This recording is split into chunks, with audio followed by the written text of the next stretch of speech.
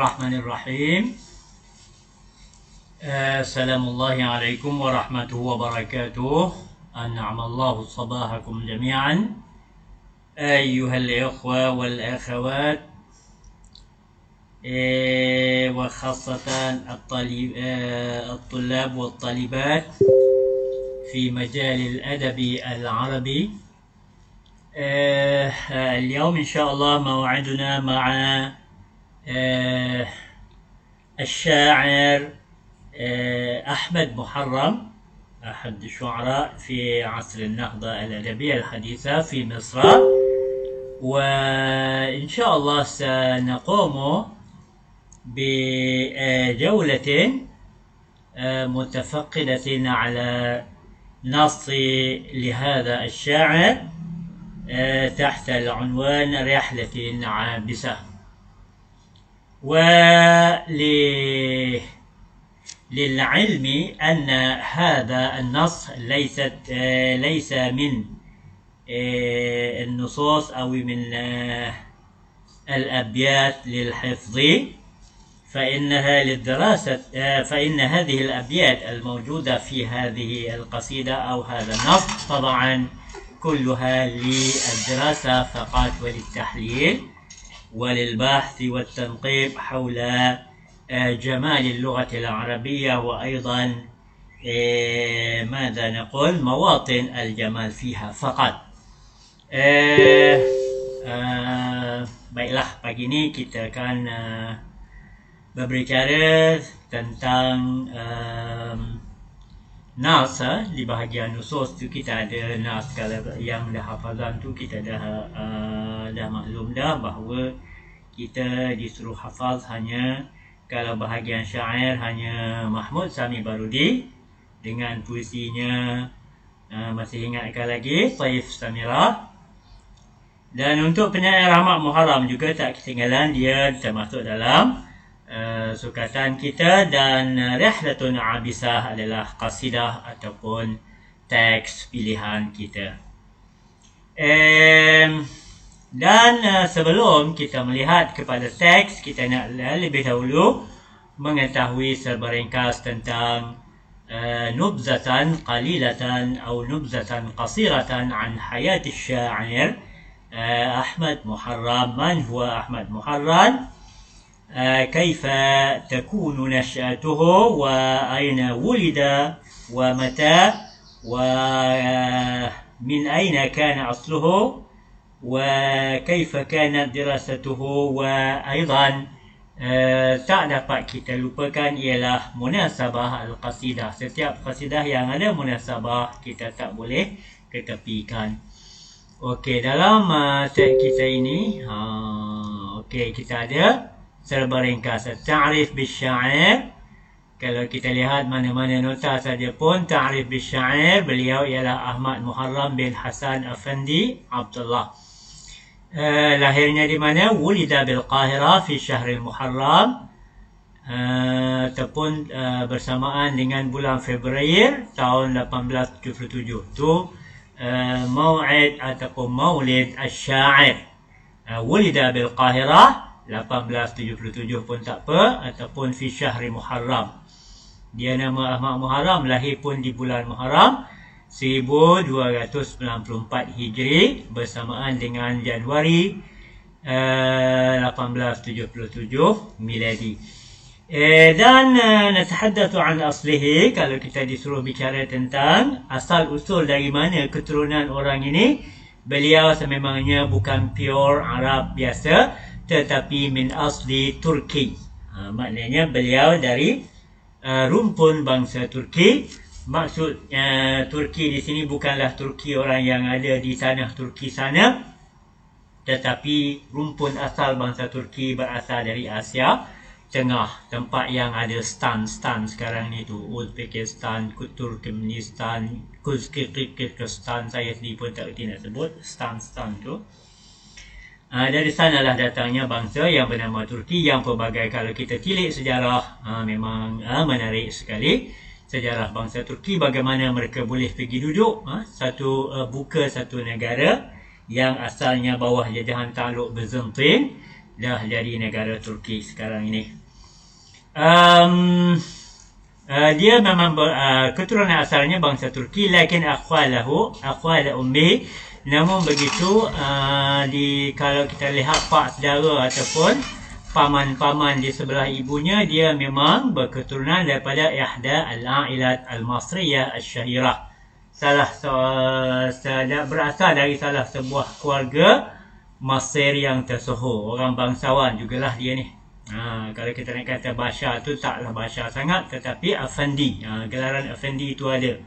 Bila orang tu digelar Afandi dalam masyarakat, kalau masyarakat Mesir zaman pertengahan, memang orang tu dia orang yang terpandang. Sebab Afandi ni pun kata tu bukan kata Arab asal tetapi import. Ada unsur Turki juga, Afandi, Afandem, Basha dan sebagainya tu. Banyak lagi lah kalau kita cuba tilik-tilik gelaran ataupun panggilan Mesir di zaman, khususnya zaman Khedivi dan zaman pemerintahan Turki dan Osmaniyah. Memang lahir banyak istilah, banyak panggilan-panggilan. Kita sini Datuk, Datin, Tengku, Wen ni. Tapi orang Arab di Mesir yang memang kalau yang asal usul keturunan Turki, dia gelaran lain sikit, Basha dan sebagainya tu. Okey, ni beliau penyair ni asal Turki dan jadi kalau kita nak ringkas keturunan dia, asal Turki wa min ihdal a'ilat masriyah syahira, tu saja. Dan dalam kehidupan dia, intaqala bihi waliduhu ila Damanhur haitsu maqarra amalihi. Ayah dia bawa dia pindah ke Damanhur kerana ayah dia kerja di situ. Tempat kerja ayah dia di Damanhur. Kalau tilik peta Mesir, tahulah di mana duduknya Damanhur, sebuah muhafazah di Mesir. Katanya dam campur nuhur, darah sungai. Tu kena kaji sejarah lama lah. Kemudian akhadha yantaqilu baina al-Qahirah wa Damanhur thumma istaqarra bi Damanhur. Kalau kita nak lihat dia, kalau ada juga muncul persoalan, tapi biasanya tak adalah tentang pengajian penyair ataupun dirasatu syair atau min aina iktasaba hadha syair thaqafatahu. Dirasah dia hanya ma bainal Qahirah, intiqal bainal Qahirah wa Damanhur. Dia tak tetap duduk setempat antara Qahirah dan Damanhur. Dari Qahirah berpindah ke Damanhur, lahir di Qahirah, dibawa pindah ke Damanhur dan balik ke Qahirah semula, kemudian ke Damanhur, dan di sana beliau menetap. Dia mula berpindah randah dari Qahirah ke Damanhur, kemudian menetap di sana, dan di sanalah juga tuwufia, beliau meninggal dunia.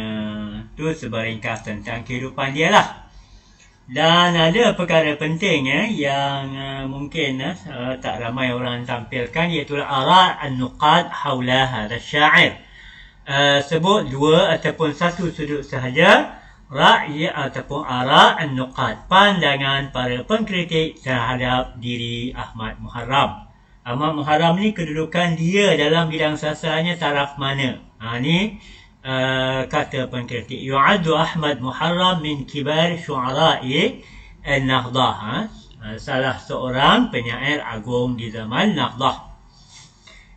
Dan satu lagi, ba'dun nuqad yufaddiluhu ala Hafiz Ibrahim. Ada di kalangan beberapa pengkritik mengutamakan dia, maknanya melebihkan dia berbanding dengan penyair Hafiz Ibrahim yang sezaman dengan dia.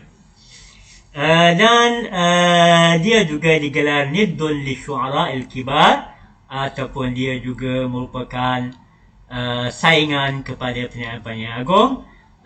Cuma ini jadi persoalan, limadha lam yanal Ahmad Muharram syuhratahu fi al-haya al-adabiyah. Ahmad Muharram tidak mencapai ataupun tidak mendapat pengiktirafan yang sepatutnya, ketersohoran, keglamoran yang sebenarnya dalam bidang karya sastra dia. Tak sahur seperti orang lain. Kalau kita kata Barudi memang sahur, Ahmad Syauqi memang glamour, tapi Ahmad Muharram seorang karyawan juga zaman tu juga. Kenapa beliau dipinggirkan? Itu ada sebab. Tapi Untuk kajian kali ini kita tak nyatakan sebab itu. Sebabnya ada dua aja. Satunya dia tak campuri politik, dan satu lagi dia tak suka menyanjung pembesar-pembesar.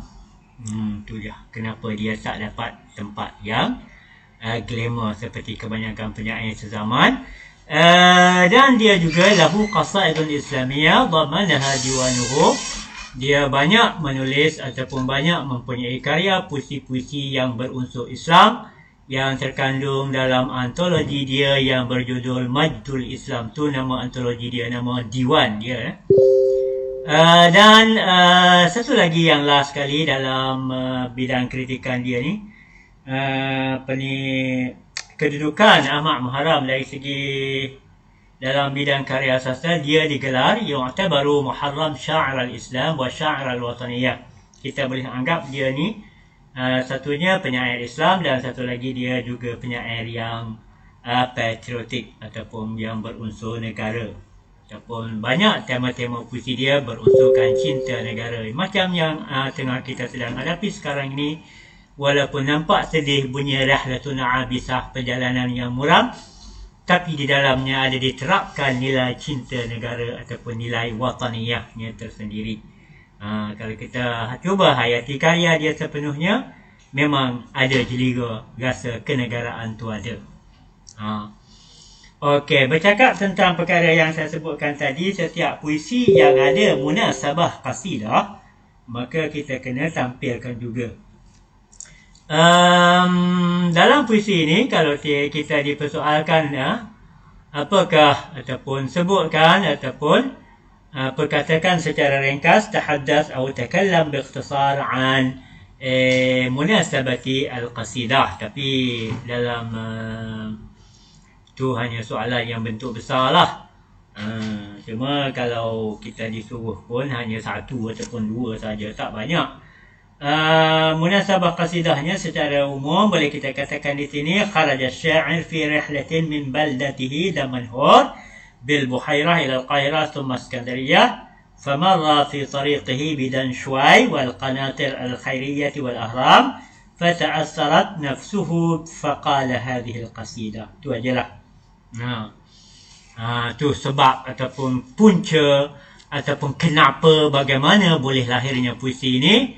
Nak wayaknya pada suatu hari ni, satu cerita tahap demi tahap lah tu. 1, 2, 3. Kalau ustaz yang dalam ni dia buat 1, 2, 3. Kalau ustaz satu yang saya baca ni memang ada 4. Cumanya kita kira 3 je lah, sebab yang keempat tu hanya satu rumusan saja. Dia kata kharaja sya'ir fi rihlatin min baldatihi. Penyair keluar dari dalam satu perjalanan, satu adventure, satu kita kata journey min baldatihi, dari negeri dia ataupun kampung dia di Damanhur yang terletak dalam muhafazah Bahirah ila al-Qahirah, ke kota Kahirah. Kemudian dia naik kereta api lah tu, thumma Iskandariyah, kemudian dia ke Iskandariyah dan melalui jalan tengah jalan lagi Iskandariyah tu dia kena lalu ke kampung yang bernama Danshuwai dan juga Qanatir Khairiyah. Qanatir Khairiyah dan Ahram. Qanatir Khairiyah ni kalau tak salah saya terletak dalam muhafazah Qalyub. Kalau orang di Kahirah tahulah di mana Qanatir Khairiyah dan apa dia Qanatir Khairiyah, kenapa dia banyak khair di situ. Dan ta'assarat nafsuhu, lalu jiwa dia tersentuh, hati dia tersentuh. Dia orang penyair ni sensitif, jiwa dia boleh tersentuh dengan faqala hadhil qasidah, tersentuh dengan perjalanan tadi. Ni akan muncul satu persoalan, kenapa dan mengapa, bapa, why penyair tersentuh jiwa bila lalu ke Danshuwai. Kerana di Danshuwai ni ada satu peristiwa. Dalam perbahasan dalam nas nanti akan muncul satu persoalan, di mana letaknya Danshuwai, ataupun apakah dia peristiwa Danshuwai.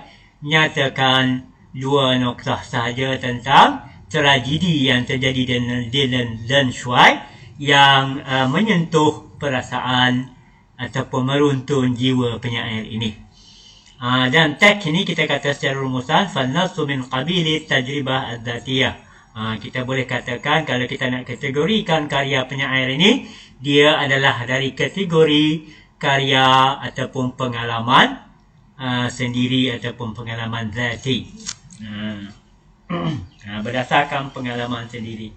Apa yang dia alami, dia nyatakan dalam teks itu, dia luahkan. Okey, habis cerita tu mengenai diri penyair dan munasabah qasidah. Dan bersama kita lihat nas qasidah.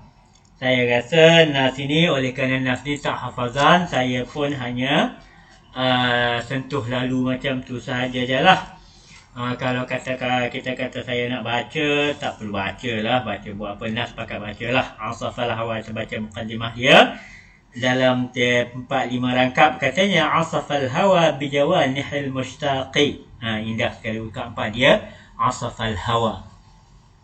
Kalau tuan-tuan tengok nota Ustaz Azman buat tu, dia dah ada terjemahan tu. Keinginan bertiup di rusuk-rusuk yang penuh kerinduan. Apa maksud rusuk-rusuk penuh kerinduan? Nak rakyatnya hati di dalam rusuk tu.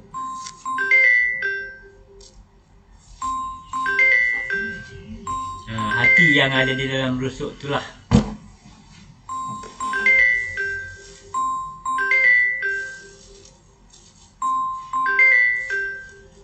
Hati yang ada di dalam rusuk itulah yang meruntun perasaan dia, yang tersentuh dan membuatkan rasa rindu yang membuak-buak. Asafal hawa bijawanihil mushtaqi wa hafal haninu biqalbihil khaffaq.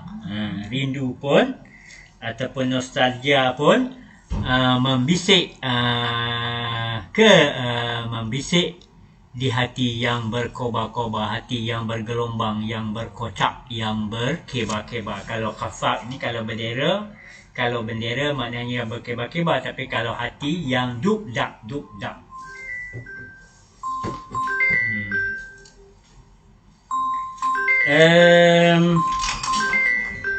ماذا يصنع القلب الطروب إذا الهوى بلغ القرار وجال في الأعماق يا صاحبي فيما المقام على الأذى سر فالبلاد فسيحة الآفاق ماذا تظن بنا المدائن والقرى الركب ركبي والرفاق رفاقي وأنا الذي أحببتها وجعلتها دار الهوى ومحلة المشتاق ولكم سقيت ربوعها من أدمعي. يا سلام، أدمعي أي مata banyak, air mata terayuk.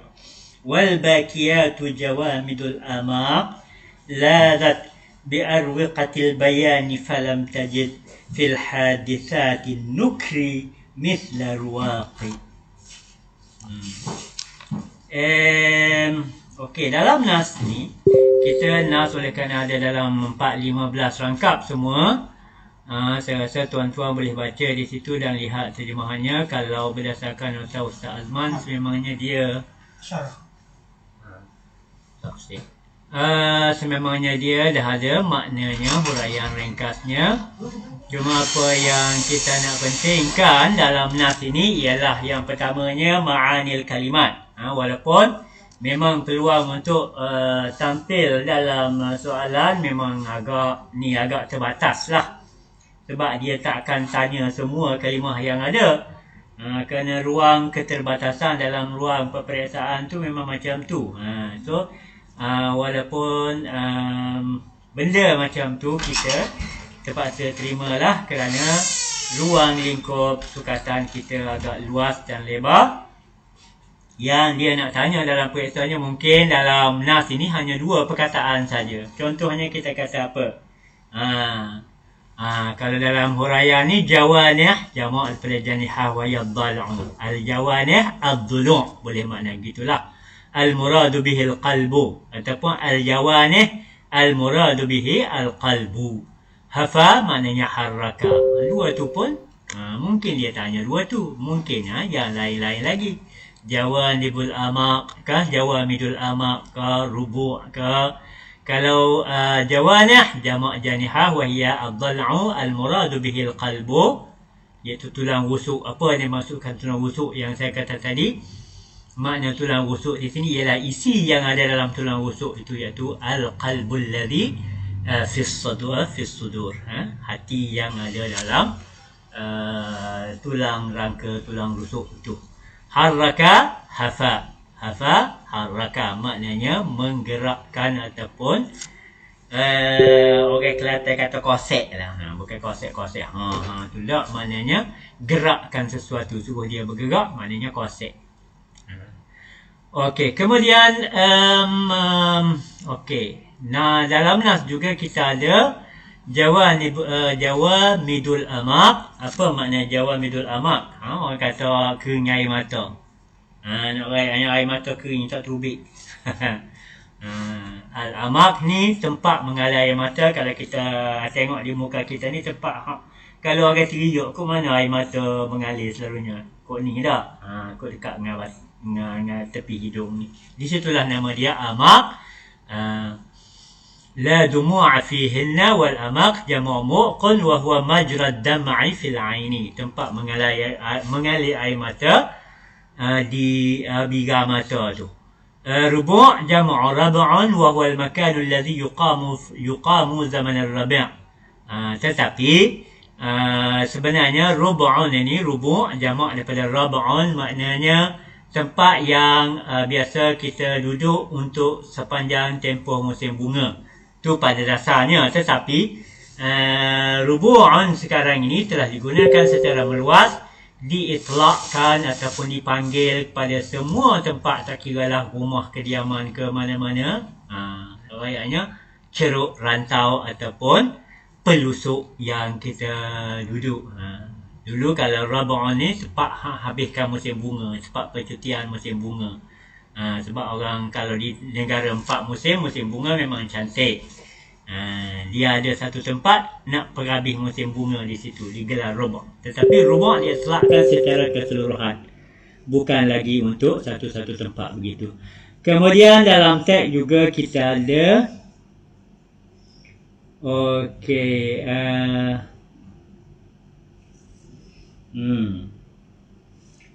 dalam bait berikutnya ada an-nukru.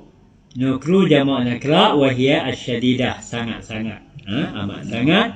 Ar-ruwaq, begitulah yang kalimah-kalimah yang lain lagi. Saya rasa tuan-tuan boleh lihat di situ. An-nukru, ar-ruwaq, al-awa, wajal. Wajal maknanya khauf, yumarisu, yu'ani, al-janyu, as-samaru, anat, masyaqqah. Dan imlaq, faqrun. Al-imlaq, imlaq ada dalam nas dia tu. Di tempat yang kalau kita lihat tadi baik-baik ke berapa, cuba rujuk kepada baik-baik masing-masing. Dari segi makna umumnya, syarah umum saya rasa taklah begitu. Kalau Ustaz Azman dah cukup ringkas, ni saya setuju. Contohnya penyair. Okey. Dalam bait pertama tu, asafal hawa bi jawanihal mushtaq, tu penyair kata apa sebenarnya? Yuridu an yaqul innahu wajada fi nafsihi syauqan wa haninan ila tanaqquli fi anha'i baladihi. Cukup dah sekat tu. Tak perlu kata panjang lebar lagi. Cumanya kalau nak syarah panjang tu tak masalah. Cumanya takut tak larat. Dan dalam rangkaian kedua, dia kata perangkat kedua, ma yasna'ul qalbu at-turub ila al-hawa wa balagha al-qarar wa jala fil a'maq. Di situ dia nak katanya sya'ir yurid an yaqul talama saqa rubu'ahu bi admu'ihi hina tabkhalu al-baqiyat bid-dumu' fa hadha al-bala' malja'u asy-sya'ir kama annahu maladun laha. Cukup ringkas apa yang sediakan oleh Ustaz ni. Dalam syarah ni sebenarnya dia tidak tentukan baik-baik rangkap-rangkap tertentu, tapi dia buat secara umum begini. Jadi kalau dalam rangkap pertama hanya sakat anha baladihi allazi ahabbahu, tu saja. Dia dah buat seringkas mungkin. Cukup ringkas. Kita lihat bait yang keberapa tu. Nampak agak panjang. Yabda'u sya'ir yafkharu bi'adabihi fahuwa adabu hurrin sanathu al-muru'a 'an at-tabadduli falam yatma' fi syirahi tami'un.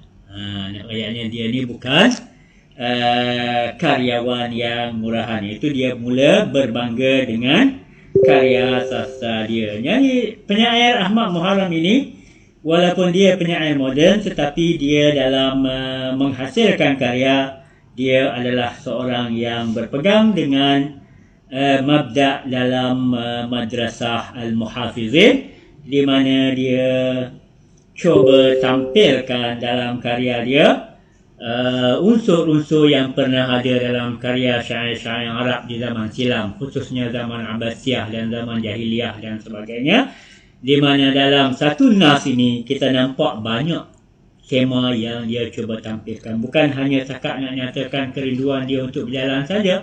Dia mulakan dengan unsur fakhr, ada tema fakhru, ada tema asmara dana, ada dan barulah dia pergi bercakap.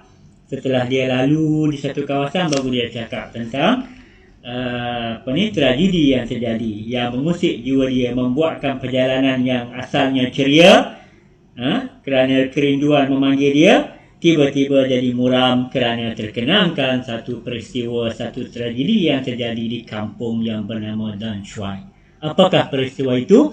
Samalah kita belek dalam nota kaki masing-masing. Kalau tak salah saya, dalam buku teks memang ada. Cuba belek di situ. Dan Shuai di kampung yang terletak dalam Muhafazah Manufiyah, dan di situ terjadi tragedi di mana tangan-tangan penjajah yang jahat dan ganas itu telah meragut nyawa beberapa orang penduduk kampung yang tak bersalah.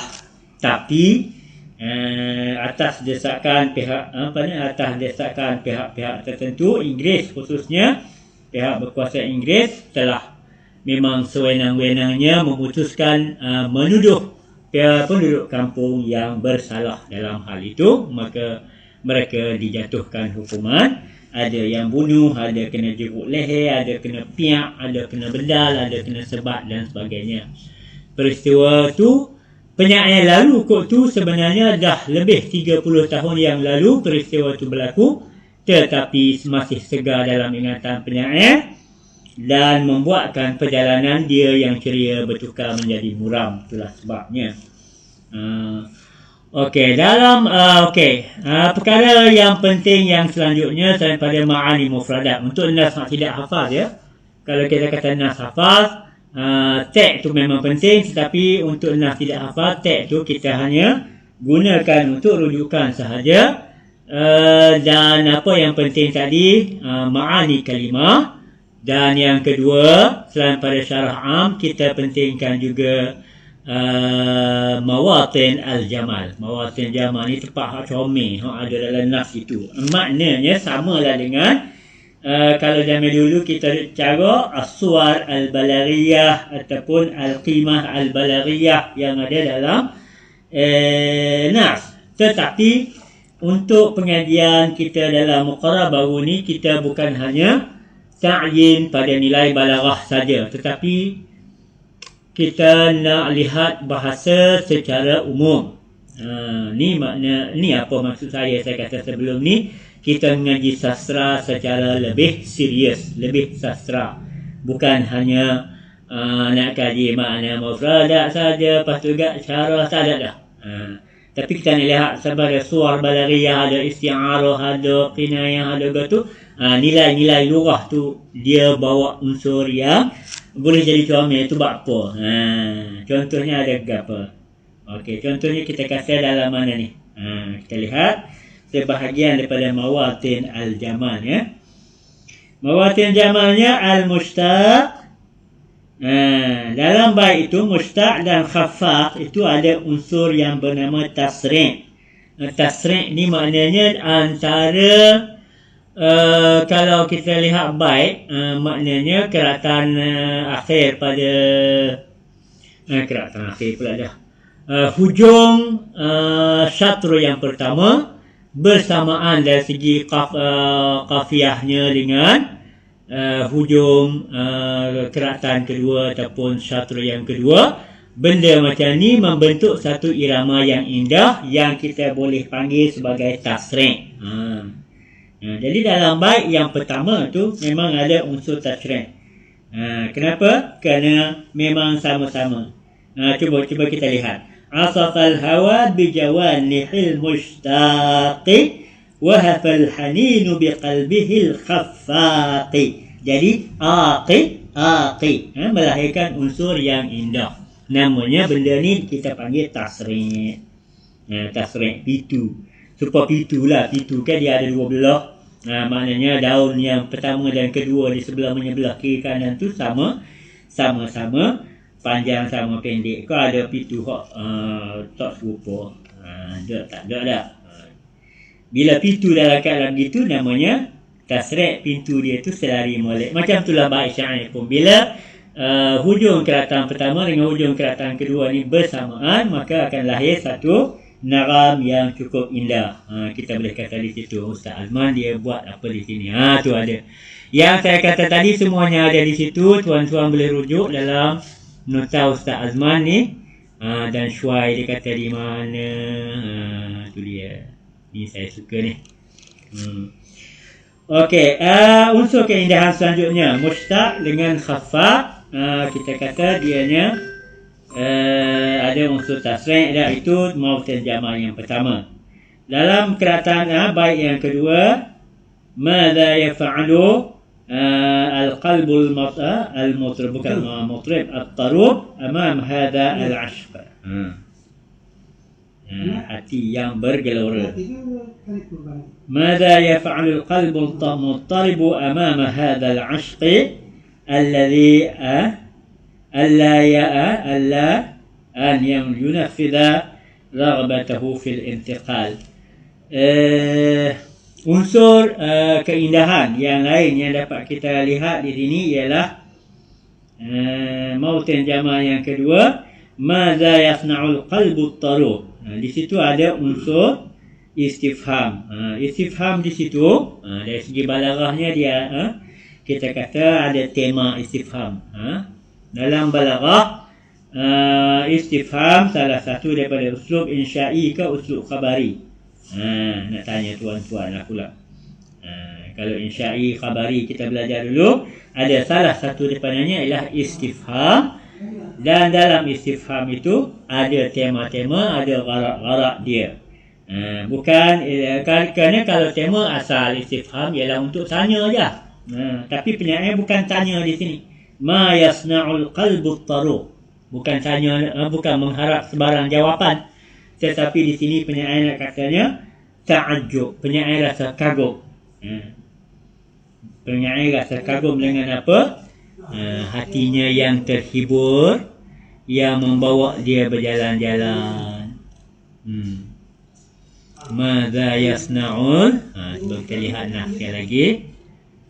ما يصنع القلب الطروب إذا الهوى بلغ القرار وجال في الأعماق. Apa yang membuat hati ceria jika mencapai matlamatnya dan menyelami ke dasarnya. Di situ penyair bukan nak tanya, tetapi ma istifham di situ membawa makna ta'ajjub, alangkah, heran. Dia kata heran dan kagum. Okey, unsur keindahan yang ketiga dalam bait yang seterusnya, ya sahibi fima al-muqamu 'ala al-adha sir fal biladu fasihatu al-amaq. Okey, dari segi makna kalimatnya di situ al-adha ada makna isabah, fasihah makna dia wasi'ah, mudah jatuh, al-afaq ma zahara laka min as-sama', maknanya ufuk ataupun horizontal tulis dia tu.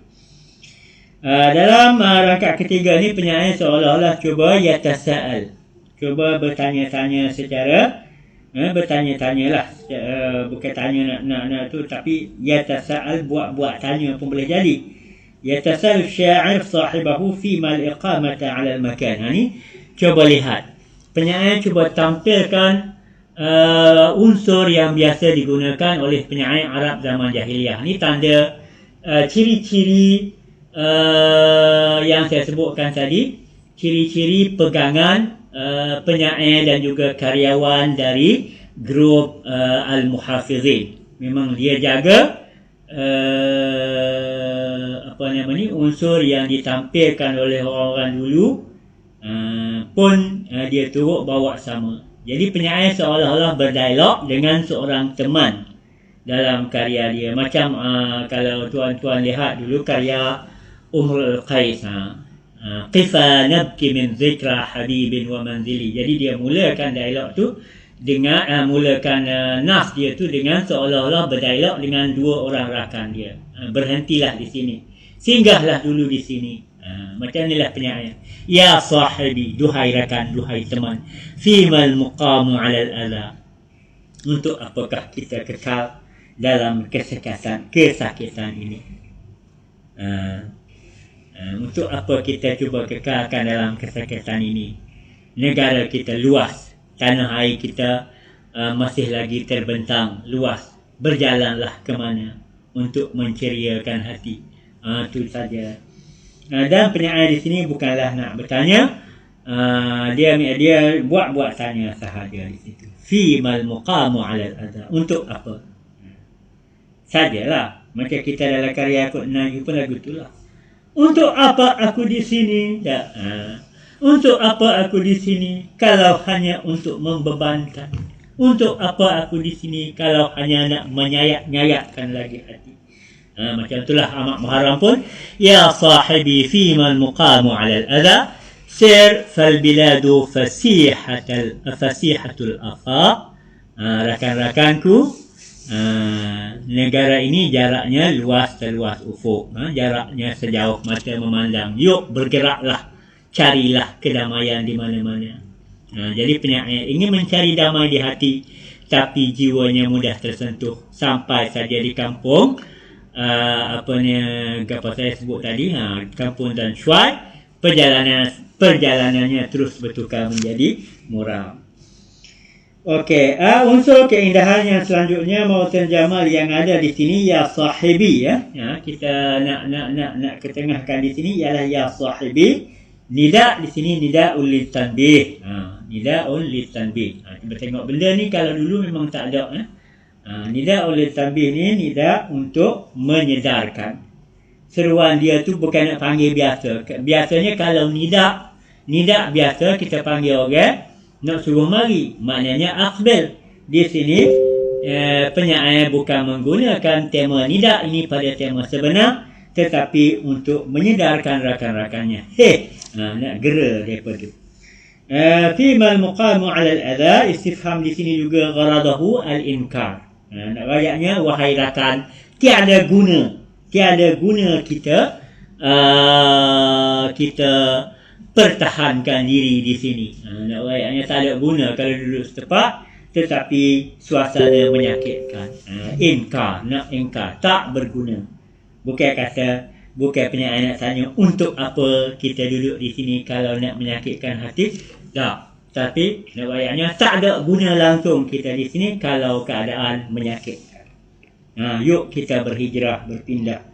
Okey, kemudian unsur keindahan yang lain lagi, sir fal biladu fasihatul afaq. Dalam nas ini kita lihat penyair gunakan fi'il amr. Sir, berjalanlah di muka bumi, macam itulah. Amrun lin-nushi wal irsyad. Fi'il amar di sini bukan amar sebarang amar.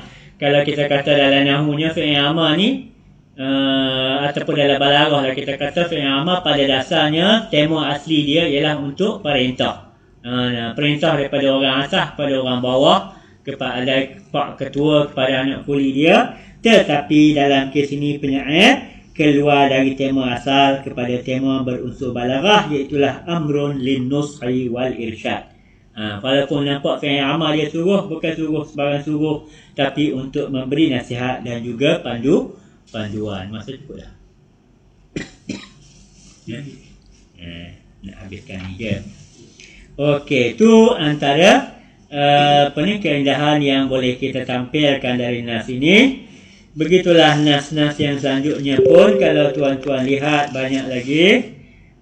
Baik sebanyak 14-15 rangkap tadi yang bermula dengan atafal hawa dan berakhir dengan laulal ula hamalus silah li saydihi lam yasqihal mautul musamma saqi. Tu dah cuba tutup dengan satu bait keluh kesal beliau tentang perilaku yang telah berlaku, yang telah dibuat oleh penjajah barat, penjajah Inggeris di kampung Dan Shuai. Kalau bukan kerana gara-gara askar Inggeris itu pergi nak memburu burung merpati itu kata tak akan berlaku lagi tragedi yang meragut nyawa penduduk kampung di sini. Jadi burung merpati itu terus memakai kerudung hitam, padahal burung merpati dia ada dah gelung hitam yang kat leher dia tu dah. Tapi penyair guna unsur balaghah yang bernama husnul ta'lil di sini, iaitulah mengambil fenomena alam yang biasa tetapi digunakan untuk memperindahkan suasana. Kenapa burung merpati itu masih mengenakan kerudung hitam padahal waktu bulu dia hitam dah tekak dah, tapi penyair nak cari sebab yang indah untuk fenomena tersebut. Dia kata burung merpati di sini masih mengenakan kerudung hitam walaupun dah 30 tahun berlalu.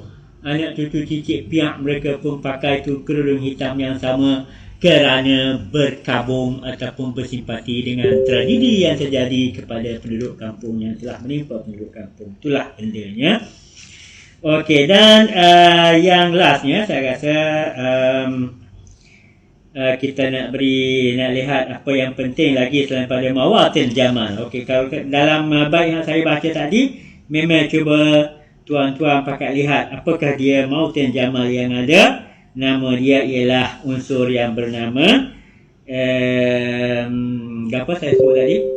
Tak ingatlah saya pun. Ni baru sebut.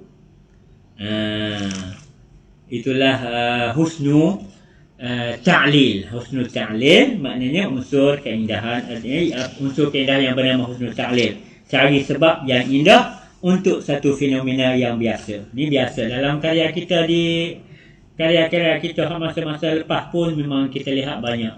Contohnya kita kata kenapa matahari suram pagi ini? Kerana menangisi seorang insan yang terluka.